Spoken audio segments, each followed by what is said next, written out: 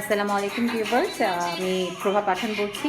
আমি আজকে আপনাদের সামনে যেটা প্রেজেন্ট করতে যাচ্ছি খুব খুব কমন, কারণ সারাদিন রোজা রেখে হাত পায়ের অবস্থা অনেক বেশি খারাপ হয়ে যায়। তো সামনে ঈদ আসতেছে, আমরা সবাই খুব বেশি এক্সাইটেড এই ঈদ নিয়ে। তো আমরা সিম্পলি কিছু একটা করতে পারি যেটা আপনার হাত এবং আপনার বডি খুব স্মুথ অ্যান্ড সফট হয়ে যায়।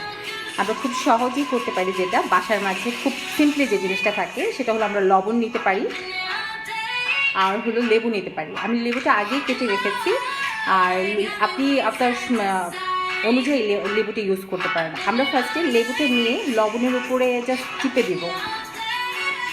লবণ আগে বলে নিই, লবণে কিন্তু আয়োডিন আছে যেটা শরীরের জন্য অসম্ভব ভালো। আর লেবুতে প্রাকৃতিক যে ব্লিচটা থাকে যেটা স্কিনকে ব্রাইট করে, সেটা তো সবারই জানার কথা।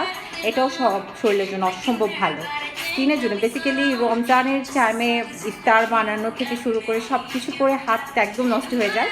তো আমরা সিম্পলি এটাকে একটা স্কার্ফ তৈরি করে ফেলবো, দুটো মিক্স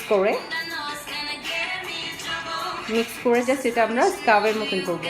এখন হাতে মাসাজ করব, প্রপার একটা মাসাজ করতে হবে, যাতে হবে আপনার ডেড স্কিনে যেটা থাকে সেটা উঠে যায়, মানে স্কিনটাকে ফ্রেশ করে ফেলবে, নেলটাকে সুন্দর করবে, হাতটাকে সুন্দর করবে।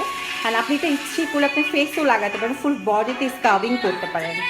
অ্যান্ড এটা করার পর যেটা করতে হবে, হ্যাঁ, এটা এটা মানে এটা জাস্ট আপনি 5 থেকে 6 মিনিট রাখবেন, আবার অতিরিক্ত রাখাটা উচিত হবে না। তো খুব সিম্পলি ফ্যান রেখে সিম্পলিতে করে ফেলতে পারবেন। অ্যান্ড এটা মাসাজ করার পর, মাসাজ করতে করতে জাস্ট আমি ফ্রেশ পানিতে আমি কিছুক্ষণ রেখে 5 থেকে 6 মিনিটের মাঝে জাস্ট ফ্রেশ পানিতে হাতটা ওয়াশ করে ফেললাম।